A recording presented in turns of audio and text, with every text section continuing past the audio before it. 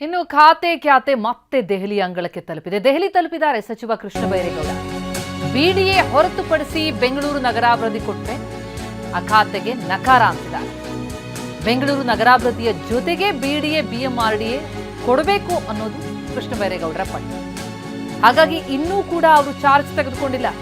ನಗರಾಭಿವೃದ್ಧಿ ಖಾತೆಯನ್ನು ಇನ್ನೂ ವಹಿಸಿಕೊಂಡಿಲ್ಲ ಕೃಷ್ಣ ಬೈರೇಗೌಡ.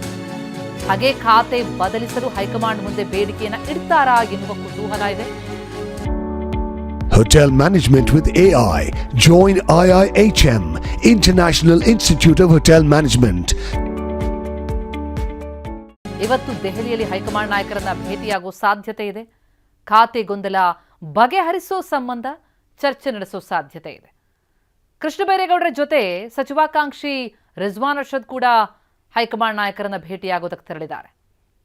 ಈಗ ಬೆಂಗಳೂರು ನಗರಾಭಿವೃದ್ಧಿ ಖಾತೆ ಅಂತನ್ನೋದು ಕಗ್ಗಂಟಾಗಿದೆ. ಯಾಕಂದ್ರೆ ಅದರ ಜೊತೆಗೆ ಬಿಡಿಎ ಬಿಎಂಆರ್ಡಿಎ ಕೊಡಬೇಕು ಅನ್ನುವಂಥದ್ದು ಕೃಷ್ಣ ಬೈರೇಗೌಡರ ಪಟ್ಟು.